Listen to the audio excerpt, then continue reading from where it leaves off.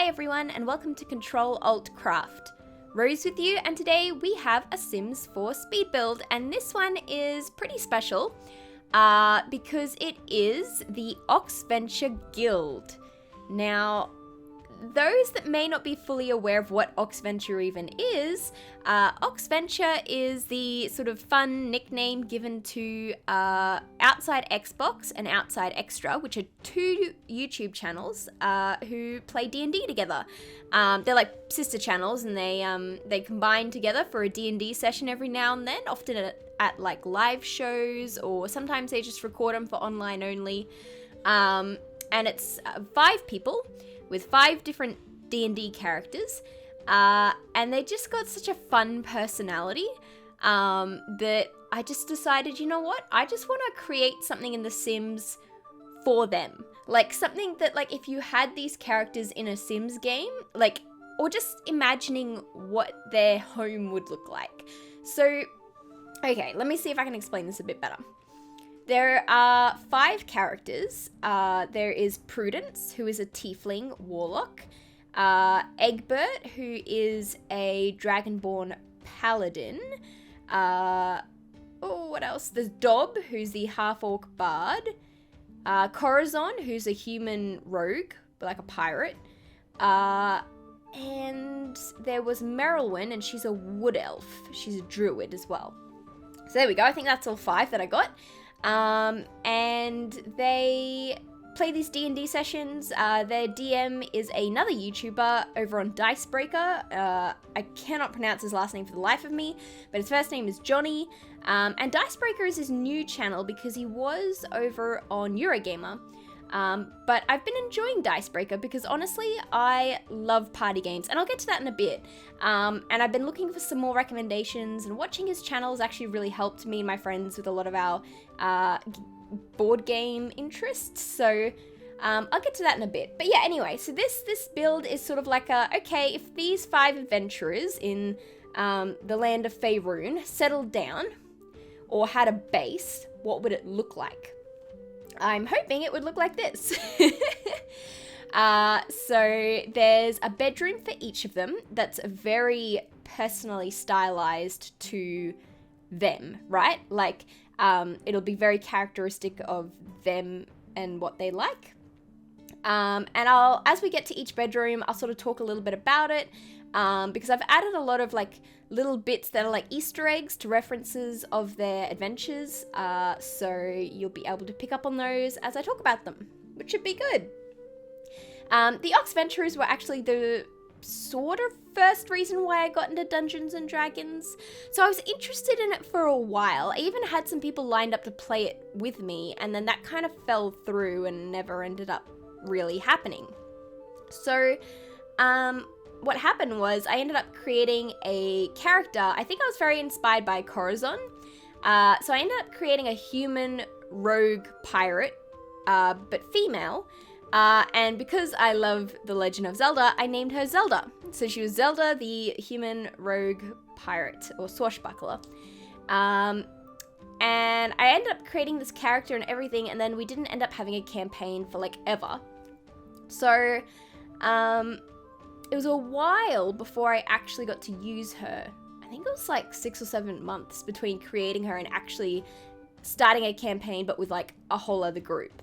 And so while I was interested in D&D before the Oxventurers, after watching their first few sort of episodes, I was like, okay, now I absolutely have to get my hands on this game. Like, I have to play this with someone. I just have to have D&D in my life. Please and thank you. So yeah, that's sort of, I guess, how I sort of fell into my love for Dungeons and Dragons. So a bit of background for you. Anyway, I thought I would also mention that I had a bit of a cake fail the other day. So I wanted to bake a cake for my partner, and I don't know why. We've been together now nearly 6 months. Every time I go to cook or bake something for him, there's always an issue. Always, without fail, an issue. And I don't know if it's some weird kind of like curse from dating him, because I never used to have these problems. But now, out of nowhere, it's like every time I go to cook or bake, something goes wrong, right? And so this time, everything else turned out fine, but I forgot to put baking paper in the cake tin. And it's not a non-stick cake tin. And so I pulled the cake out of the cake tin and half of it stuck to the cake tin, and I was devastated. So it was a square tin, and the bit that stuck to the tin was kind of like an L shape around the outside of like two of the edges of the square. So I managed to remove most of the cake and then like trim it so it still looked like a perfect square. It was just tinier. And then I like sort of scraped out the rest and then like mushed it into like patty cakes.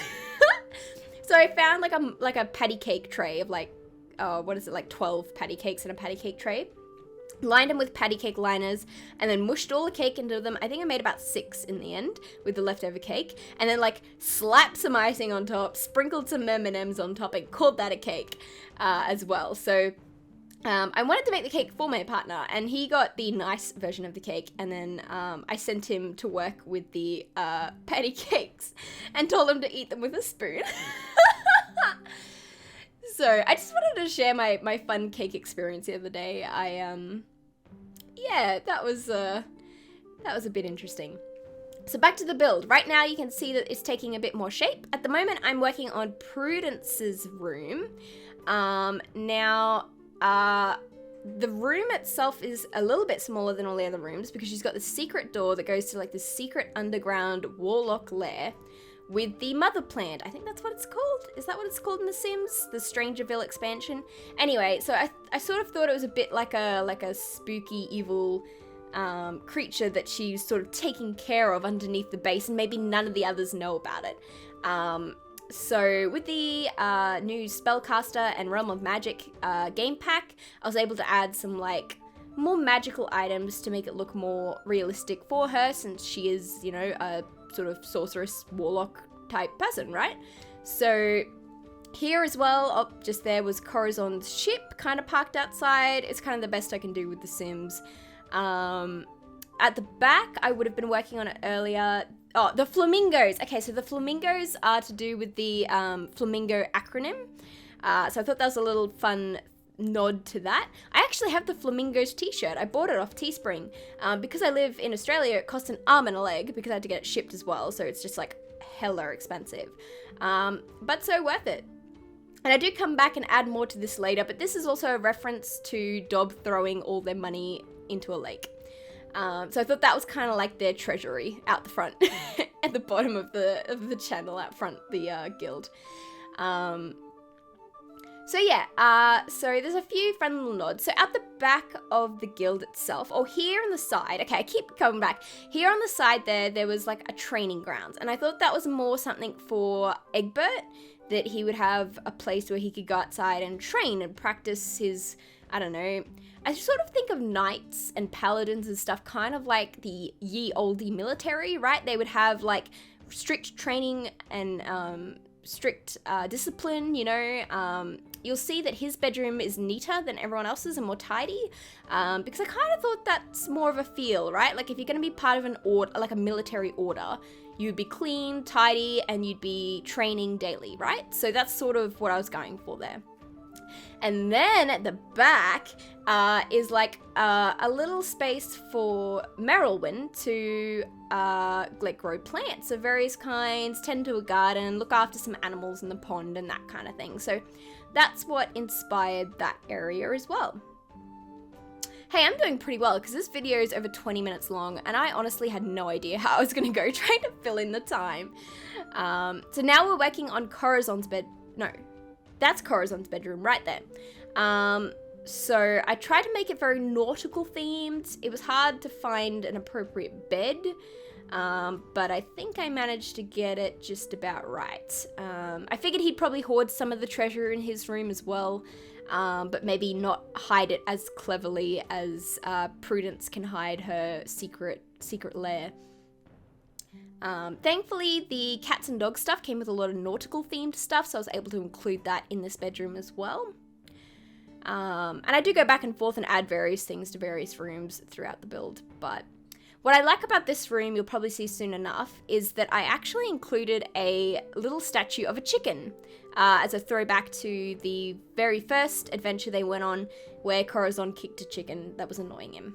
So, I don't know, there's just little nods here and there to various things that they get up to in their adventures. So the other day, I made a brand new dress, which you can see over on my Instagram. I sewed a dress out of this very beautiful fabric that is Legend of Zelda themed. So it's like a purpley pink fabric all over. And then it has little variations of young Link. And like, it's sort of like a cross between Ocarina of Time and Majora's Mask. Because there's some where like he's holding a mask, and there's others where there's like Navi floating around him. So it is licensed fabric, but it's not very canonical unless it's just supposed to be a mix of the two. But anyway, so I bought some of that fabric at the latest Comic-Con that I went to, and I made a dress out of it. The dress pattern was actually really cool. Oh, hang on, this is Merylwen's room, and I just wanted to point out that in here I included a cat and a bear statue for her because she can sort of transform into two different animals. And I also later on moved the ghost from this room down into her like sunroom, and that ghost is representative of the wizard Binbag, I think that's his name, who visits from time to time to talk to Merylwen about impending disasters in the forest kind of deal. Anyway, so this Legend of Zelda dress is a really cool new pattern that I bought that's like a mix and match. So you get a couple of different bodice pieces, a couple of different waistbands, and a couple of different skirts, and a couple of different straps. And you can sort of mix and match. They all fit together. So you can pick which ones you like which bodice you like, and which skirt you want to put with it, and then like sew it all together kind of thing. So you can see that over on my Instagram. I posted that today. Yeah, I think that it was a lot of good fun to make. Actually, it was the first time I made that pattern, and I'm really happy with how the dress turned out. I make fun dresses like this for Melbourne Cup. You can go back on my channel. Last year, I did a video on making a Super Mario dress with a fascinator that wasn't a typical fascinator. So for Melbourne Cup, it's like a horse race that the whole country dresses up for, even if you're not actually going to that specific race.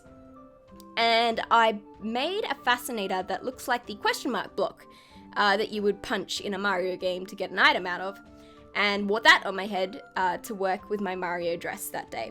So this year I've made a Legend of Zelda themed dress, and I'm hoping to create like a Navi that will like sit on my head as my fascinator. So I don't know, I guess we'll see how that goes. But I like to make something alternatively geeky. Everyone else goes to work wearing like the stereotypical floral dress and floral fascinator, but I just can't bring myself to do it. Okay, so in Egbert's room here, I included the orange dinosaur in the back as a reference to Egbert.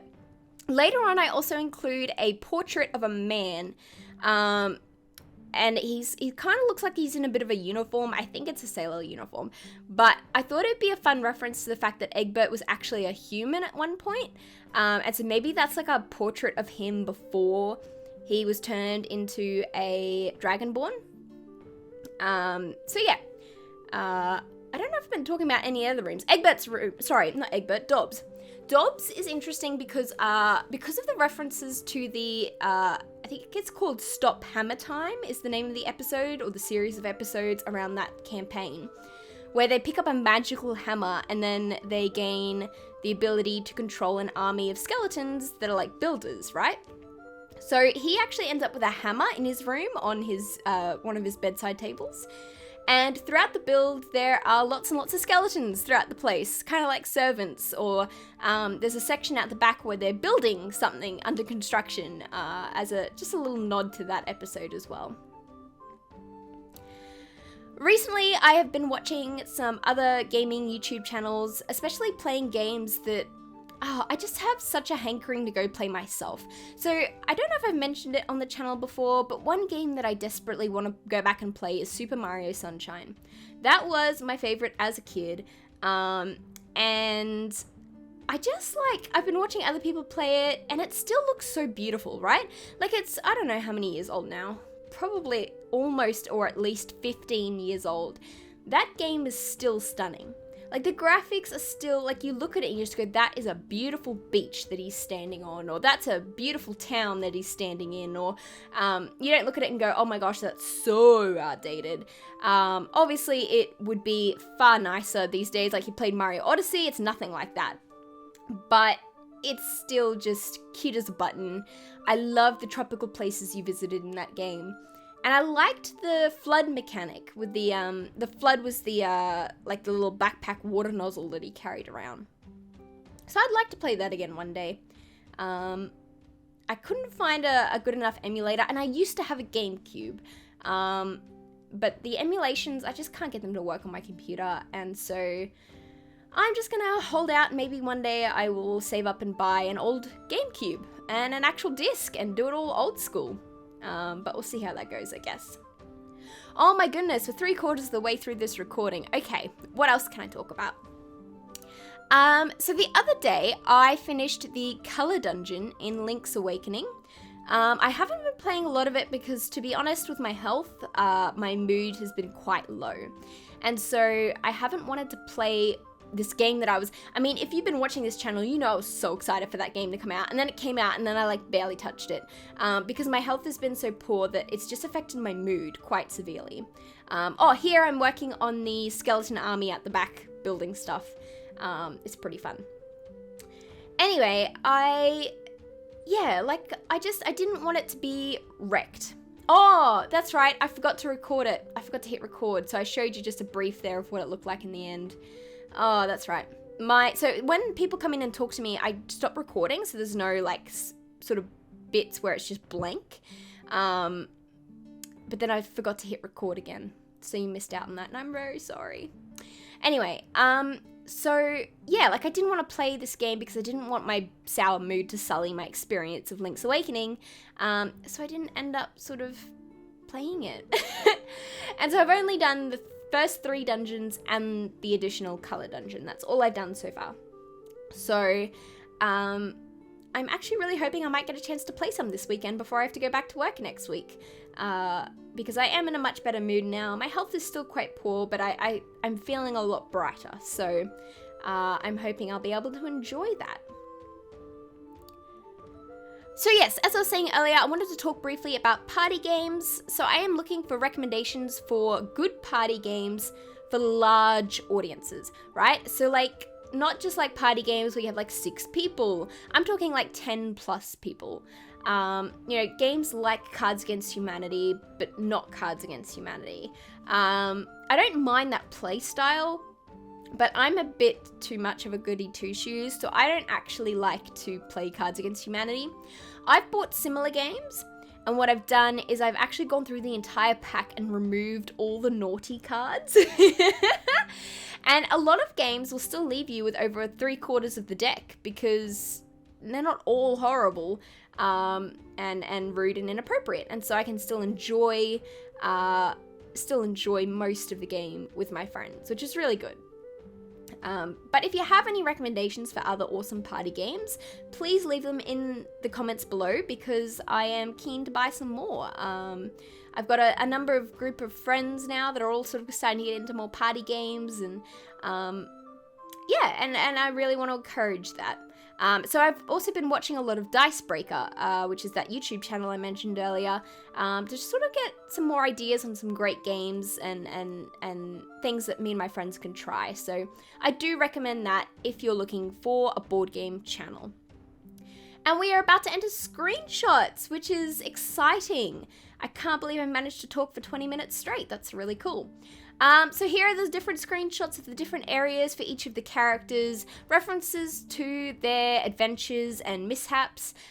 You can download this build on the Sims 4 gallery and play with it yourself.